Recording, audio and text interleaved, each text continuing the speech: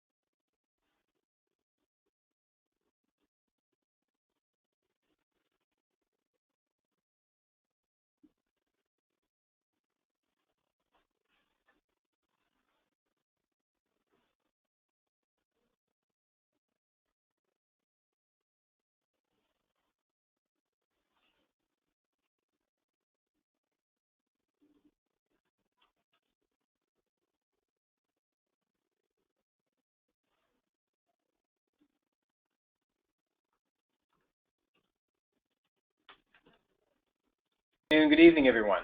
This is David Tucker from the Confluent Global Alliances team, and I'd like to welcome you to today's presentation, a deep dive into Apache Kafka.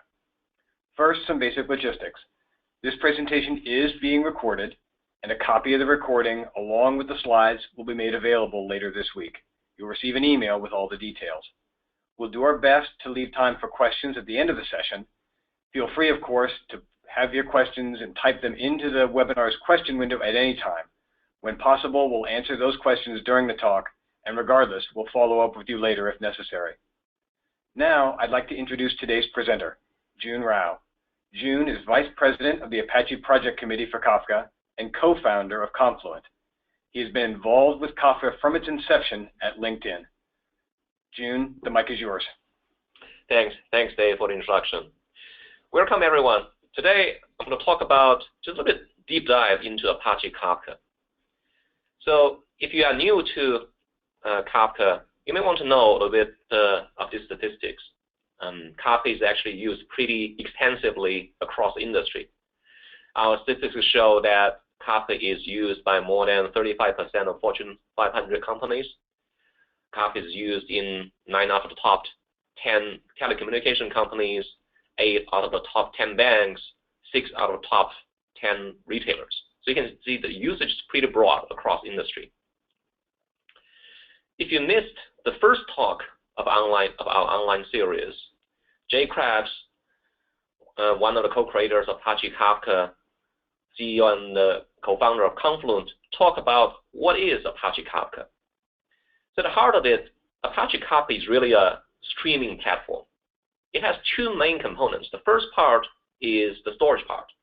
This part deals with how do we store those messages you published, how do we retain them, how do we deliver the data efficiently to the clients, those consumers, and how do we retain them, and how do we make sure it's reliably stored and in an efficient way. The second part of this streaming platform is about computation. So if you have a real-time feed of data collected, often what you want to do is you want to do some real-time processing on this feed of data. Now, what kind of operation you want to do? You may want to do some simple filtering. You may want to do a little bit projection, but you may also want to do a little bit like data enrichment, transformation, aggregation. So for this, in Kafka, we have a stream processing library called KStream. So this library gives you all the capability of doing this kind of processing I just talked about. So in subsequent talk of our series, there will be a few talks talking about what this KStream library is and how it can be used to build real-time applications. So I won't talk about that too much today. Today, what I'm going to do is just focus on the storage part of Kafka. So this is the agenda of today's talk. So we'll be mostly just focusing on three things in Apache Kafka. These are the things that we did pretty well, and these are the things that drove a lot of the adoption or popularity of Apache Kafka. I'll first talk about how Kafka delivers high throughput. So why is this important? A lot of usage in the industry are using Kafka as a real-time data integration point where you want to collect all your company's data. This includes your transactional data, your business metric, operational metric, as well as application logs. In terms of volume, it's pretty significant. So it's pretty important for Apache Kafka to be able to deal with this kind of volume of data. The second part I'm going to talk about is reliability and durability. Earlier you heard about Kafka has been used pretty extensively in finance institutes. Now, with this, invariably, there will be mission-critical data that needs to be stored in Kafka. So it's important for Kafka to be able to make sure that those mission-critical data, once it's stored, never get lost and is always available. The last part I'm going to talk about is this feature called compacted topic. This is actually a pretty unique feature in Kafka. You actually won't find it in other messaging systems or pub subsystems. But it's actually pretty useful for dealing with those updatable database-like data. So I'll talk about a little bit what it is and what it can be used in the last part. So let me start with the first part, which is how Kafka achieves high throughput. The first and very fundamental thing we did in achieving high throughput is architecture-wise, we designed the whole system as a scaled-out architecture. So typically in Kafka, you have these three-tier systems. In the middle, this is the Kafka cluster, where you typically run one or more brokers as a cluster. And then there's a producer tier for publishing the data into this cluster, and there's the consumer tier that reads from this cluster. Those little blue box in the middle, they correspond to what we call as topic partitions. In Kafka, we have this basic concept called topic, which essentially logically defines the queue, the name of queue. Each topic can be further partitioned. And this topic partition is the unit that we distribute to those brokers. And this topic partition is also the unit that we use to achieve the degree of parallelism. Now, with this architecture, if you want to get more throughput, one simple and most effective way is to just add more resources into the system. Typically, if you want to achieve more throughput, you can either add more instances of producers, add more instances of the brokers or consumers, and the system can just scale out as itself to run more things in more threads and achieve better degree of parallelism. So that's a simple but a very effective way of achieving higher throughput. The second thing we did in terms of achieving throughput is we also want to optimize the access paths of a single partition. So if you zoom into a single topic partition, this is how we store the partition's data on a broker. It's stored in this high-level data structure called a commit log. Now, this commit log is pretty simple. It's like an append-only system. Each of this vertical little box in the middle, this corresponds to a message. And each message in the log has a unique ID. This is called an offset. And this ID is ever growing. It never gets reused. If you're a publisher, if you want to write a new message, all you're doing is append a new message to the end of this log structure. If you are a consumer, if you're a reader, typically what you will do, you will start reading from a particular offset, and it will be sequentially reading all the messages after that continuously. Since this is designed as a multi-subscription system, at any given point of time, you can have multiple of those readers reading messages at different starting offsets. Now, if you have this access pattern, you can see the access pattern for both reads and writes are pretty sequential. So because of this, it's very easy for the underlying operating system or file system to do effective caching to optimize some of the performance. Now, if you zoom into this commit log, the log is represented in the file system in this way. So each commit log is divided into what we call as log segments. Each segment stores a non-overlapping but consecutive range of offsets. So these are represented by this segments in this picture. Each segment is composed of 3 files. In the middle part, this is the main file, where is the, if you're familiar with Kafka, this is the .log file, where we store all the messages continuously in a single file. This is actually where most of the real data is stored. In addition to that, we also have 2 auxiliary data structures in 2 separate files.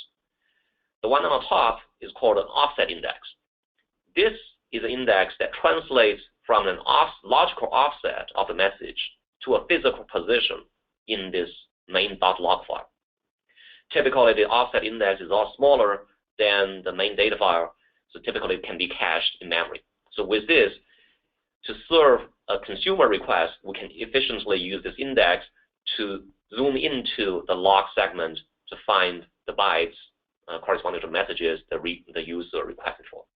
So this is the offset index. Since 0.10.1, which is the release that's currently being voted on, we added a secondary index. This is called a timestamp index. This index provides a mapping from the timestamp to an offset. This is also pretty useful. It gives people the ability to rewind consumption to a particular point in time. Now, why do you want to do that? In other cases, people want to rewind consumption because there's an application mistake. So maybe you have been consuming the data for some time, and an hour or maybe 2 hours later, you realize, oh, I had application bug in the consumer. Now what do? You typically have to fix the bug, but what about those data that you already consumed?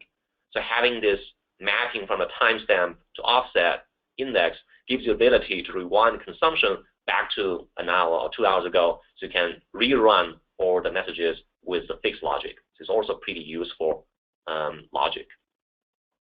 If you zoom further into each of the message, this is how each of the message is represented. Each message has an offset, which is an 8-byte, has a message length of 4 bytes, a 4-byte CRC, followed by a 1-byte magic. Magic is really a version ID for the message. It tells us which version of the message it is. So far, we only have 2 versions of the Kafka message, version 0 and version 1. The only difference is in version 1, we added a new field, which is the timestamp, 8-byte timestamp you see in the next 2 fields. The next 1-byte field is an attribute. This field tells us whether this message is compressed or not, and if it's compressed, what the compression codec is being used. And after that, each message has a key part and a value part. So we represent the key with a 4-byte length and followed by the content, and similarly for the value. 4-byte length for the value and the remaining bytes for the value content. As you can see, the log representation we have is pretty simple. We don't have a lot of bells and whistles compared with other messaging systems, but it allows us to do the storage part very efficiently and in a very performing way. This is another thing that drives up the throughput feature in Apache Kafka. The last part I will talk about in terms of achieving higher throughput is through these 2 effective but simple techniques called batching and compression. So this is done end-to-end. So if you're a producer, when you use our producer API to send a message, typically you just send a single message, but the producer library typically doesn't send a single message as it is, as an RPC request to broker. Instead, it tries to buffer as many messages as possible in the cache, in the producer library, and either when enough messages has been accumulated or enough time has passed, we'll be sending those batch of messages in the RPC request to the broker. And similarly, when the broker receives those batch of messages, we have to flush those data to disk for persistence. But we don't try to flush data on every message. Instead, typically the flushing will be done in the background, and we'll be triggering the flushing to disk periodically on a batch of messages as well. Then those messages will be delivered in a batch to the consumer library for consumption. So when the consumer use the pull API to iterate those messages, that's when we'll be getting those messages individually from this batched set.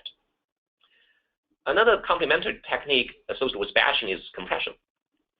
The compression typically is specified and configured on the producer side. So if you enable that, we'll be compressing all those batch messages into a compressed unit. compressing a batch of messages typically gives you a lot better compression ratio than compressing individual messages, because we can eliminate a lot of commonalities such as headers across those messages in the batch. So once those messages are compressed, it will be sent in a compressed unit to the broker, and it will be stored in the compressed format on disk, and it will be delivered to the consumer library in the compressed format as well. It's only when the consumer starts iterating this in the API, that's when we'll be doing the decompression. As you can see, with batching and compression, we save a lot of bandwidth between the client and the server. We also save a lot of on-disk storage. So both are pretty effective ways of achieving high throughput. So far we covered the first part, which is how Apache Kafka achieved high throughput. So hopefully now you understand a little bit through those internals, how we did the scaled out architecture, how we designed our commit log, and how we are using batching and compression to drive up the throughput. Now I will be moving on to the second part of this talk, which is on reliability and durability. Earlier I mentioned that if you are storing mission-critical data in Apache Kafka, it's pretty important to make sure those data, once stored, never get lost, has enough redundancy, and is always available. So I'll talk about in detail in the next few slides how we did that in Apache Kafka. The way you use redundancy in Kafka is pretty simple. This is done through Kafka replication. So what you do is, when you create a topic, you can specify a replication factor. You can specify any replicas that you want. If you specify F replicas, we can tolerate F-1 failures without losing data. So this is a little bit in contrast with some of the other replication mechanisms used in other systems, which is based on quorum. So in that setup, you can only tolerate a minority number of failures. In Kafka, we designed in our way because users typically store a lot of data in Kafka, as I mentioned earlier, due to the high volume. So being able to save an extra copy to tolerate the same amount of failure is actually important to us. That's why we designed things this way. Now, with all those replicas, we have all those built-in logic to detect failures and act on those failures. So later on, you will see a lot of failure detection and the failure handling are all automated. So the user or the client doesn't need to do anything manually. Okay, so let's zoom into a little bit more how replication is done. So the first thing we do is when you create a topic with multiple replicas, we have to assign those replicas to those different brokers. In this picture, you see there are 4 brokers. We have configured those topic partitions with 3 replicas. Now you can see for those little blocks of the same color, they correspond to the same topic partition, but just different replicas. When we try to assign those replicas to the brokers, we try to spread them as evenly as possible across the brokers to spread the load evenly. Not only that, what we also want to achieve is, even when there's a failure case, we also want to achieve load balancing. So for example, if broker 1 goes down, what we don't want to happen is, say now another broker, say broker 2, takes over all the load that was previously handled by broker 1. Because if you do that, it just means this broker 2, will be handling twice the load as the rest of the nodes. Instead, what we want to achieve is we want to assign a replica in such a way such that if broker 1 goes down, its load can be handled sort of evenly among the rest of the surviving brokers. You can see in this picture, the little green part of this partition broker 1, it can be potentially be served off broker 2 if broker 1 goes down. The red part can potentially be served off here in broker 4, and the purple part can potentially be served off broker 3. So there's another thing we try to do when we do the replica assignments. Okay, now how does replication works once you have those assignments laid up? So this picture gives you a high-level overview of the data flow with replication in place. In this case, let's say we have 3 brokers, broker 1, 2, 3, and we only have 1 single topic partition with 3 replicas. So there's 1 replica on each of the 3 brokers. The first, in Kafka, when we do replication, we try to maintain strongly consistent replicas, meaning that all those replicas at any given point of time should be byte-wise identical. One easy way to achieve that is we will designate one of the replicas to be the leader. In this case, broker 1 is designated as the leader for this topic partition. The rest of the replicas are called followers. In this case, broker 2 and 3 are followers.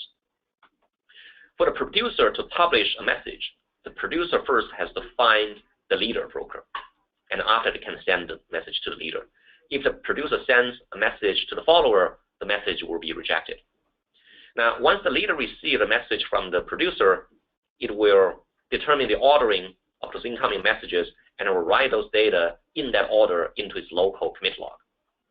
All the followers will be in parallel reading or fetching data from the leader, and it will be fetching the data in exactly the same order the leader has determined, and once the follower gets those data, it will write those data in its own local commit log.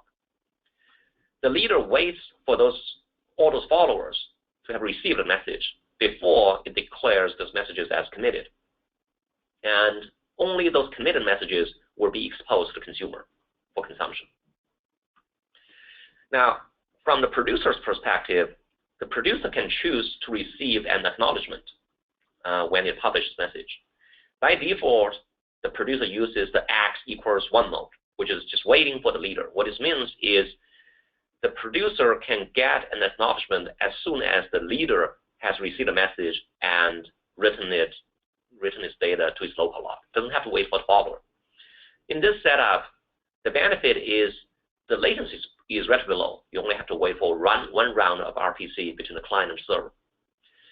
The downside is in some of the corner cases, if the leader fails at the right time, for example, after you acknowledge the producer but before the follower gets it, then this message could be lost because when you switch to the follower may not have that message.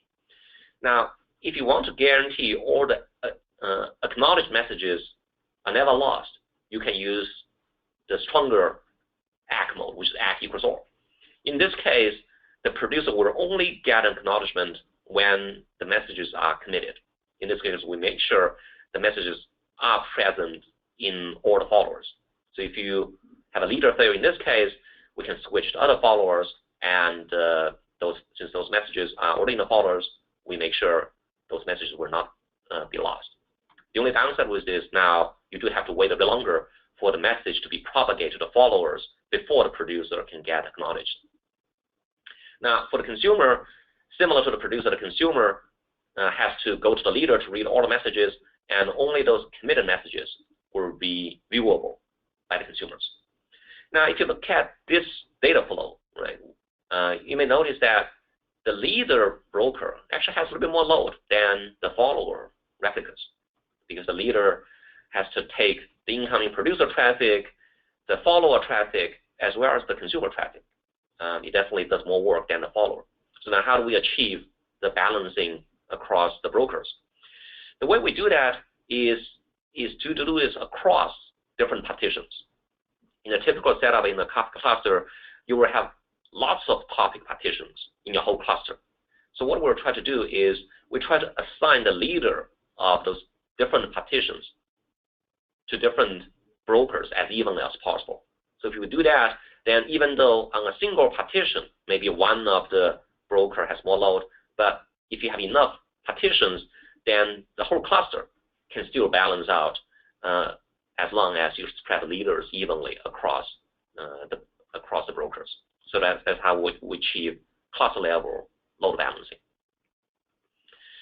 In the next few slides, what I'm going to do is I'll just zoom into the replication protocol in a bit more detail, especially with some of the failure cases. One of the things that you need to understand with replication is this thing called in-sync replicas, or ISRs. This is actually, later on, it will be clear how in-sync replica will be used when we handle some failure cases. But at a high level, an in-sync replica really just means that replica is more or less caught up with the leader. The exact definition has to do with this replication lag time, what this means is a replica is considered in sync with the leader as long as it keeps reading. It's able to keep reading from the end of the leader's log within this amount of time. So in this picture, we have, again, 3 brokers, only a single topic partition, 3 replicas, one on each broker.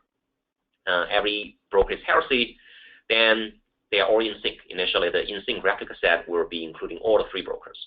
Now, if the producer published, let's say, 2 messages, M1, M2, the leader will write the messages into its local log and will wait for the follower to write same messages into his own local log.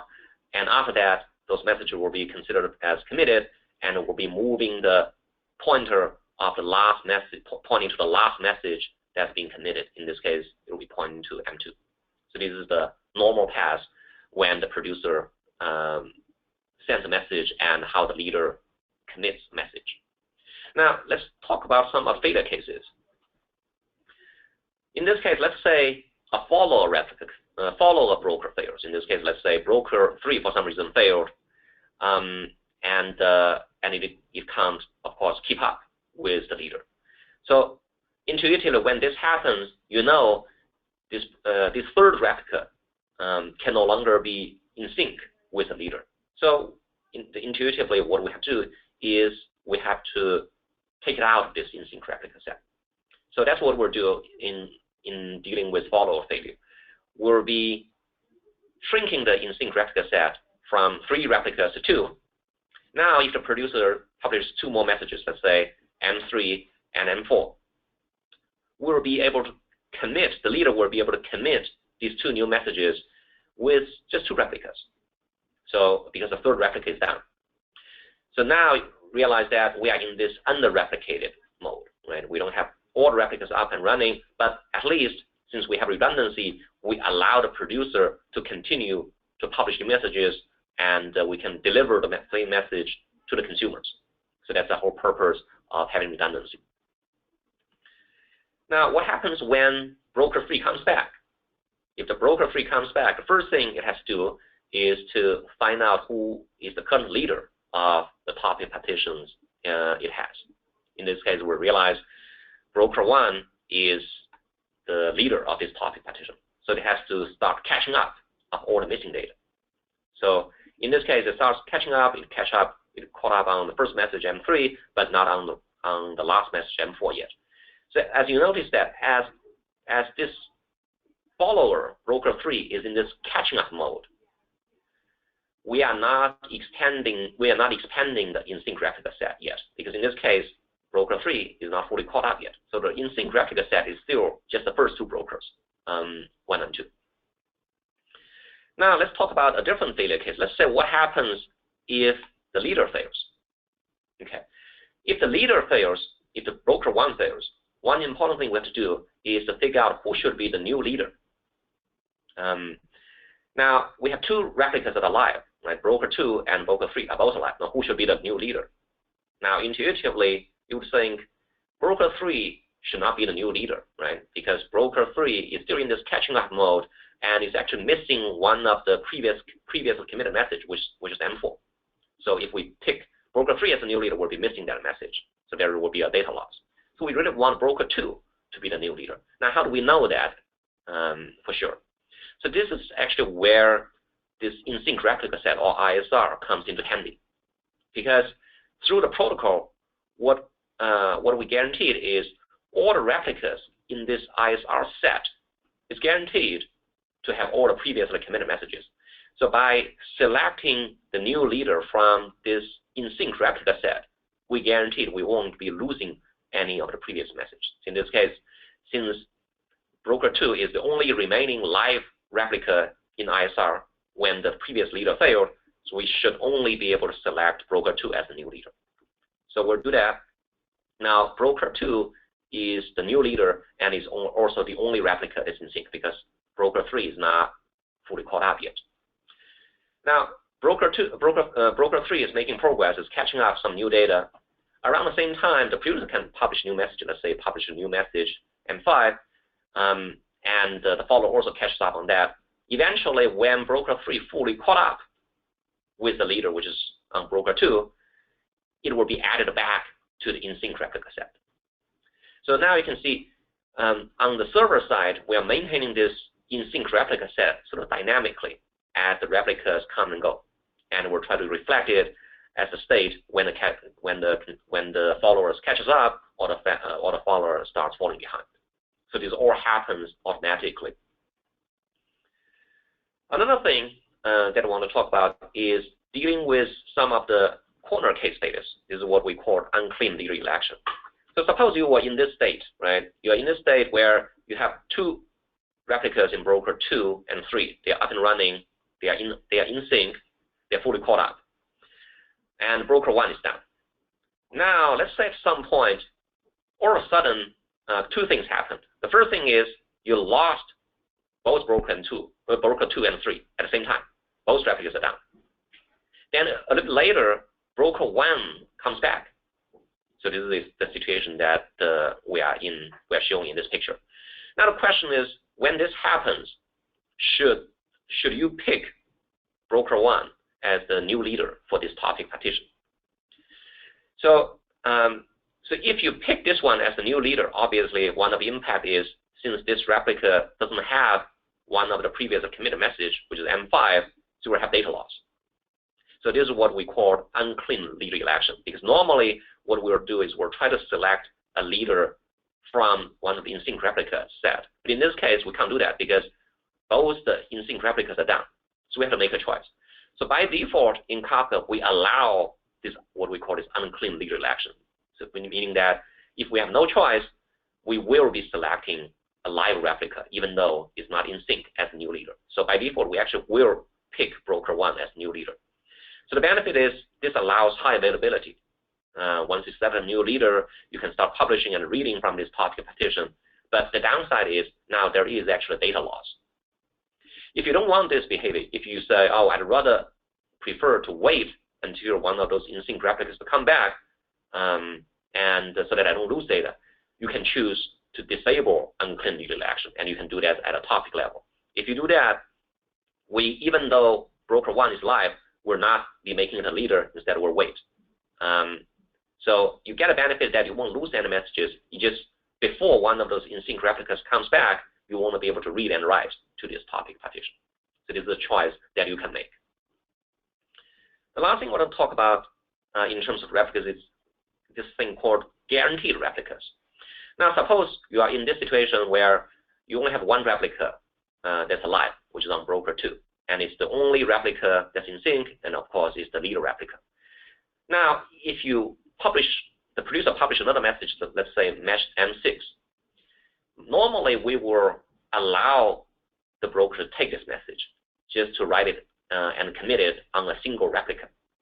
Now, in some of the places, people are maybe a little bit paranoid. They want to say, oh, when I publish a message and get acknowledgement, I'd rather have some say on how many replicas this message is actually stored. So if you want to achieve this, you can configure this thing called min in sync replicas. For example, in this case, if you configure min in sync replica set to be 2, when you publish message M6 into the leader, which is on broker 2, broker 2 actually will reject this message because it knows that its in sync replica set at that point is only 1. It's less than the required minimum in sync replicas. So we'll be rejecting this.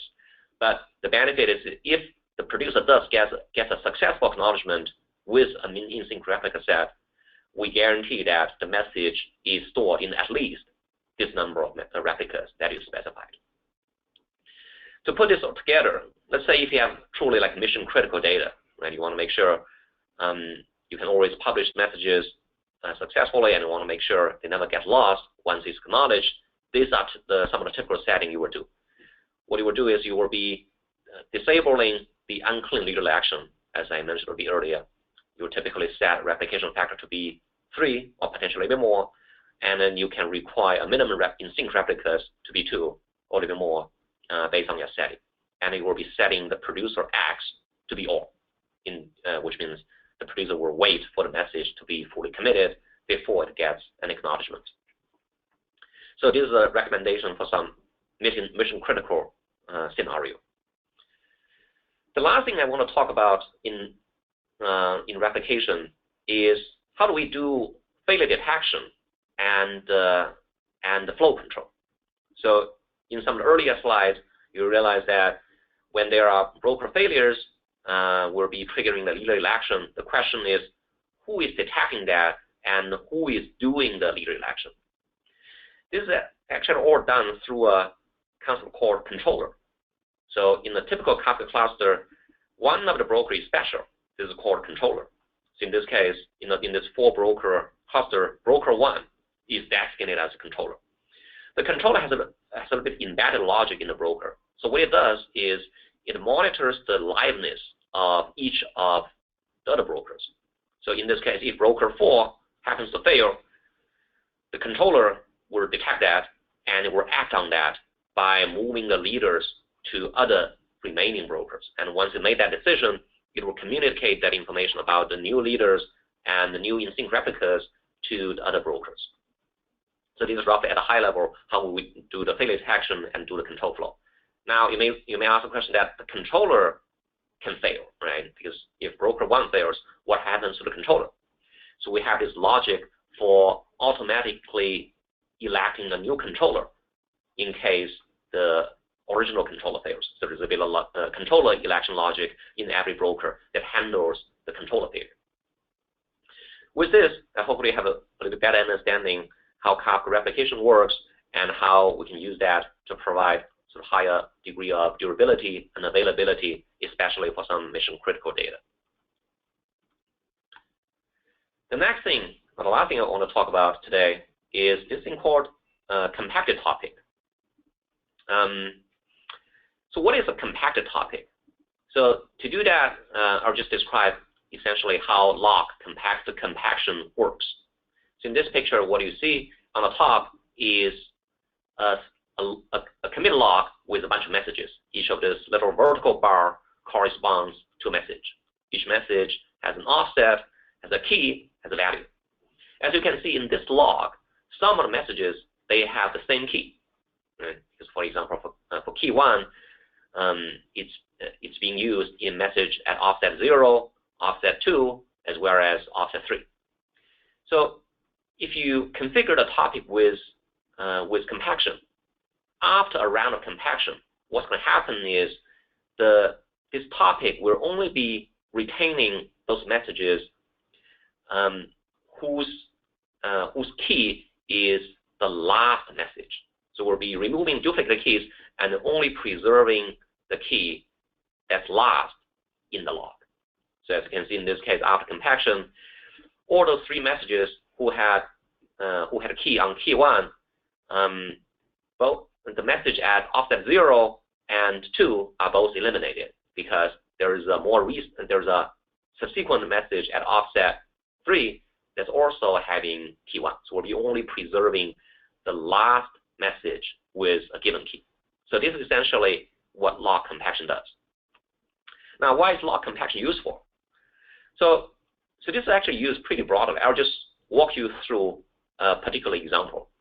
Let's say you are a retailer, right? You have a database with your product catalog. In the catalog, you have all those items. Each item has a key and a description of what this item is. Now, if you want your customers to be able to find your product, you want to make sure that your catalog is searchable, right? So it makes sense to be able to build a search index with all the product catalog you have. And since the catalog can change over time, you need to be able to make sure that you can propagate all the changes related to the catalog into the search index. So in this case, it makes sense just to collect all the changes in your product catalog and feed that into Kafka. Then all the changes in the catalog will be delivered in real time to the search index and can be reflected in the index search itself. Okay, this works pretty well. Now, suppose your traffic has grown, you realize one indexer can't keep up with the search load. So what you want to do is, let's say you want to build a secondary index, a new index from scratch. Now you have a bit different problem to deal with, which is initially this search index is empty, right? So you really want to be able to index everything in your production catalog. Now, if you just read from the data from Kafka, normally the data is only retained for a certain amount of time. But what about those data that hasn't been updated for a relatively long period of time? That may still be in the database, but it may not be in the Kafka topic. Now, a naive solution for dealing with this is you can say, oh, when I build a new search index, I'll go back to my database, and then I'll read everything. I'll do a scan of all my production catalog and read that in. And after that, I will switch to the incremental mode by reading from the changes from the Kafka topic. this sort of works, but it means first you have to write two paths of the code, right? One is for bootstrapping from the database, the other is for doing the incremental part. And another thing you have to deal with is you have to reason about the synchronization between the two steps to make sure they work together. So that's another complication. Now, with a compacted topic, you can do this in a much simpler way. So if you use compacted topic, what you do is you'll be loading all those catalog data with keyed messages. The key would be just a key of the item, and the value would be just a description of that item. And it will be configuring this Kafka topic to be a compacted topic. So once you do that, based on the description we had earlier, you will know that this topic will retain the latest value of every key, which is the latest description of every item in your production catalog. So now if you want to build a new search index, instead of having to build two separate logic, you can just make a simple configuration change by start your consumption in the reader of this index and set the offset to be 0. Then you will be reading everything in this compacted topic. Then you will get all the latest description of every item in your catalog, as well as subsequent new changes. So with this, then it doesn't really matter whether you're in this catch-up mode or you are in this bootstrap mode. In both cases, it's the same code for populating the index. The only difference is from where you want to read the data. So this is actually the feature of compacted topic and how it can be typically used in some of the real-world scenarios. Now, how does compaction work? So this slide that tells you a bit more detail how we do the compaction. If you enable the topic to be a compacted topic, periodically on the broker side, what we'll do is we'll do a bit of log cleaning. And this is how this is done. At the top, you will see those log segments. Right? Each log segment corresponds a non-overlapping range of offsets. In this case, we have 5 log segments. In this compacted topic, at any given point of time, we'll be maintaining a pointer. This pointer is called first 30. It points to the first message in the segment that hasn't been cleaned before. So what this means is everything to the left of this marker, these are considered a cleaned portion of the log. What this means is in this portion of the log, all the keys are unique. There will be no duplicate keys among those messages. Everything to the right, these are considered dirty portion of the log, which means there could be duplicate keys, and those keys could be duplicated compared with the clean portion of the log. So when we do one round of cleaning, the first step what we do is we'll be reading one or more of the dirty part of the segments into memory and build a hash map. So what we store in this hash map is the key will be the key of the message, and the value of this map of this key would be the last offset that we have seen with this key as we are loading those dirty portion of segments. So we do that for all the message in the segment that we can load. In the second phase, what we'll do is the cleaner will make a full scan of all the clean portion of the messages as well as the dirty portion of the segments that we loaded in the first step. As we load this message, we'll do a probe to see whether the key exists in the hash map that which is built or not. So for example, if we get a message with key 1 and offset is 1500, so we know the key exists, and the offset of this message is actually less than the last offset we stored in the map. So what this means is we know there's a later, more recent message with the same key. So in this case, we know we don't need to keep this message anymore. We'll be rejecting this message. If we read another message, let's say with key 4, and the key 4 doesn't actually exist in this map, so we know this is actually the first time we have seen this key, and we have to preserve it. Lastly, if we read a message, let's say with key 3, and its offset is 4200, which is exactly the last offset that we saw in the map, we know this is still the most recent message for that key, and we want to preserve it. So as we are doing this kind of checking for every message, for all those messages that we want to keep, we will be writing those into a new set of segments. So we'll do this for all the messages in the scan phase. once this process completes, we'll be doing an atomic swap. We'll be using the new segments that we built, and we'll be using them to replace the old segments. And after that, we'll be moving this dirty pointer. So that will be the starting point for the next round of cleaning.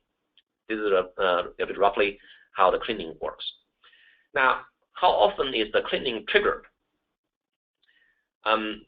This is configurable through this cleaning ratio. So basically what this means is you can configure the ratio between the dirty portion of the log and the total size of the log. So if the dirty ratio exceeds a certain percentage, that's when the cleaner will be triggered.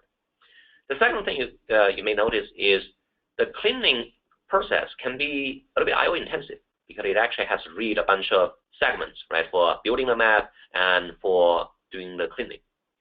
So while the log cleaning is doing the cleaning job, you don't want that to affect your normal performance. So that's why we added a little bit of ability to do throttling. So this is the configuration that's shown in the middle that allows you to put a limit in terms of bytes per second, how fast you are aggressive you want a cleaning job to be done. By default, it's not enabled, but if you want to protect server, you can enable that to give you better protection of the broker. The last thing I want to talk about, just related to compaction, is dealing with deletions. Now, if you have those key messages in your catalog, maybe eventually you want to decommission a particular item. So this is modeled in the compactor topic by publishing a key with a null payload. If you publish a key with a null value, this is an indication that you don't want this key anymore. Now, there's a little bit subtlety of deleting this key physically from the log. So the issue is, let's say, supposedly you are maintaining this search index, right? If the index is down, like for some time, and while the index is down, let's say a key is deleted. If you removed that key physically from the log too quickly, what this means is when the indexer comes back, the indexer actually doesn't know this key is deleted because it physically is not present in the log anymore. So, but deleting this key and refreshing that index would be important.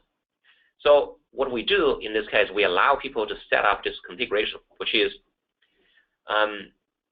if you are trying to delete a key, we're trying to preserve this key, deleted key, as a tombstone for at least this amount of time. So this will give people, the consumer, downstream consumers, a bit of time to see this deletion. And only after that time, the deleted key will be physically removed. So this is one way to deal with how to propagate deletions to the consumers, and sometimes this can be useful. Okay, I think I've covered all the three components in Kafka that I want to do a little bit deep dive today.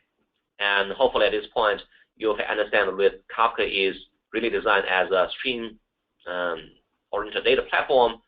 And today, we sort of covered a little bit on the storage part in terms of how we achieve higher throughput and how we achieve higher durability and availability, how we retain some of those updatable database-like data, which is also a unique feature in Kafka. Next, coming up, we'll have Gwen Shapira from Confluent. She'll be talking about how to get data into Kafka from all those variety of different data sources, as well as taking Kafka's data and feed that into other external data sinks. This will be done through our Kafka Connect framework, and it's going to be interesting and a good talk. So with that, I'll be opening up for questions. Thank you, Jun. That was a great overview. There were lots of questions online. I tried to answer some of them, but let's get to some of the more interesting ones here. So first question on the acts equal all condition when publishing messages up to the topics. What happens to the ordering of data if one of the followers in the cluster fails? Yeah, so that's a good question. In Kafka, because we deliver all those messages in the partitioning order, right? So the ordering of the messages is pretty important, and we want to make sure all the replicas are storing the messages in exactly the same order. So that's what we try to achieve.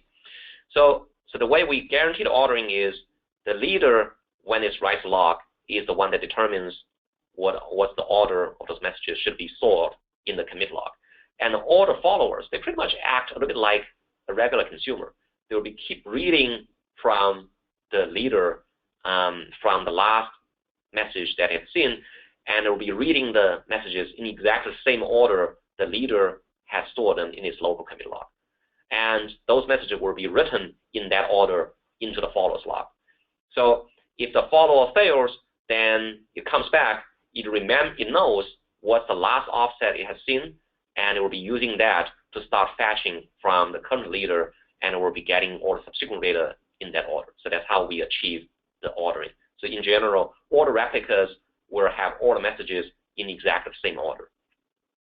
That's great. Thank you. There was a lot of questions around the idea of unclean leader election, and one in particular that was pretty interesting was, let's say that we're using unclean leader election and we end up choosing a broker that is behind for some topic partition. What happens when the replicas with the extra messages become available again? Are the messages inserted? Are they removed? What happens? Yeah, that's also a good question. If you enabled unclean election, so what we will try to do is, we know you want to take any loss that you already seen, right? We're just trying to do as a good job as we can in terms of reconciliating the rest of the followers when they come back. So now there are a couple of things that can happen. So if a follower comes back, it could happen the follower has some messages that is at an offset that's higher than the last offset of the leader, right? Because the leader may not have some of those messages.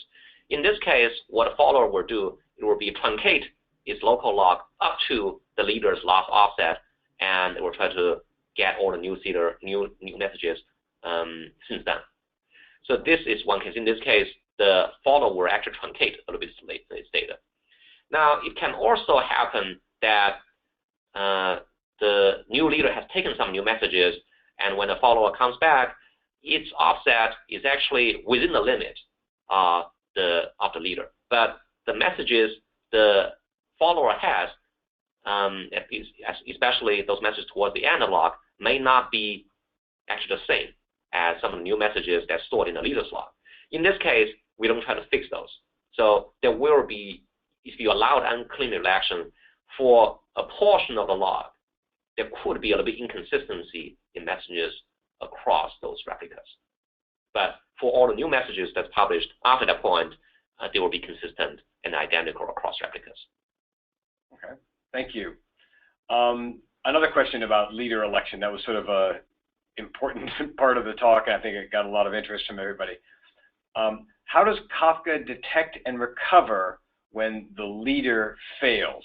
Is the system still available? And how do the producers and consumers ensure that messages don't get lost in this context? What's happening on the client side? Right. Okay. So when we talk about leader election, the first thing is how do we detect a failure? Right. Now there are a couple of things. In the more common case, the kind of failure we are dealing with is what we call control failure. There's nothing wrong with a particular replica or broker. Your administrator wants to bring it down for maintenance, either a config change or upgrade software, right? So in this case, in Kafka, we have this thing called controlled shutdown. So if you do a nice shutdown, like Control-C or Q-15 of a broker, this broker that you'll try to shut down will first send a request to the controller to indicate that it plans to shut down. At that point, the controller actually knows we want to shut down a broker.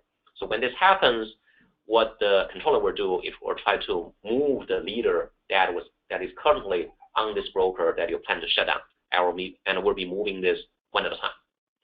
Now, as you are doing this, as you are moving the leader, right? Moving the leader takes a little bit of time, but that typically is in the order of a few milliseconds. Now, when you move the leader, both the producer and the consumer client, if they are still consuming or publishing to the old leader, they will get an error because they know they are sending to potentially a non-leader at this point. And when this happens, the producer has to refresh its metadata, and once the the metadata shows the new leader, it can send the traffic to the new leader directly. If you enable retry, then you make sure the previous failed messages hopefully will be retransmitted again and won't be lost. So this is the common case how we detect failure and how we do the delay action. Now, if you have a hard failure, the failure detection will be done through Zookeeper. So that may take a bit longer because it depends on the configuration, such as session expiration time. Okay. But it sounds like the client side will, when properly configured, retry to publish messages to put them to the right leader partition, correct? That's right. Okay. So if you are a publisher, the producer may see a transient error when the leadership changes. This can happen during some of the failure cases. Now, if you don't want your message to be lost, typically what you would do is you will enable retry in the producer, and that will automatically refresh some of the metadata and will retry the publishing to the new leader once the new leader is identified. There were a fair number of questions about log compaction as well, both about the performance impact on the cluster as a whole and whether or not there was a configurable way to start the log cleaning and compaction in particular time windows or at a particular time. Right. Yeah, so I mentioned this briefly in the talk. The log cleaning runs in the background. So depending on how much data you have is in topic, it can be I/O intensive if there's a lot of data there. So, but the cleaning doesn't have to be super aggressive. So that's why we allow you to set a throttling limit in the broker. So if you enable that, you can sort of budget a capacity in terms of I/O or maybe CPU in terms of how quickly or how aggressive the cleaner will run in terms of compaction. Now, in terms of how the compaction is triggered, today there's no direct way you can manually trigger a compaction. There's no admin API can say, do cleaning now. So the way you influence that is through this configuration.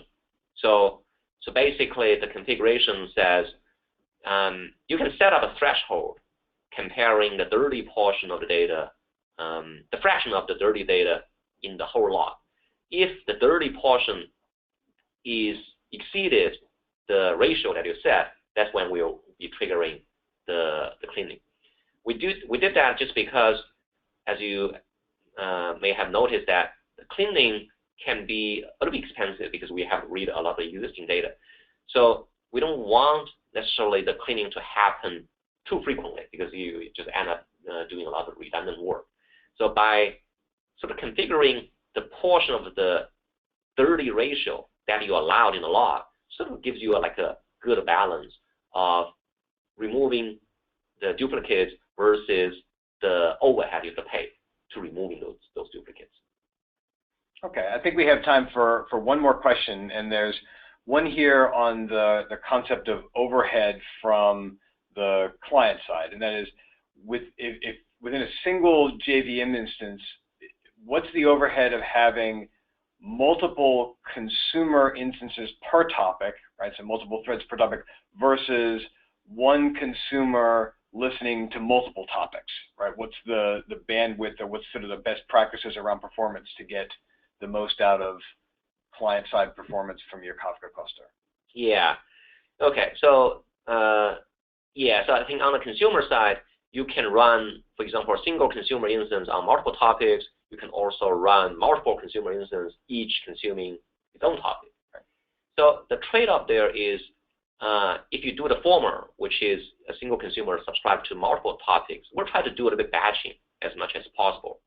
So what this means is if this consumer is assigned, let's say, 2 topic partitions, right? And it happens that these 2 topics partitions, their leader are on the same broker, will be only establishing a single socket connection from this consumer instance to the broker, and we'll be using that single connection to issue a sort of batched fetch request to fetch both partitions data. So that tends to be more efficient in terms of number of connections and RPC request overhead. If you do that in different instances, of course, they don't know about each other, they each would have to maintain a separate socket connection, and they would have to issue independent fetch requests.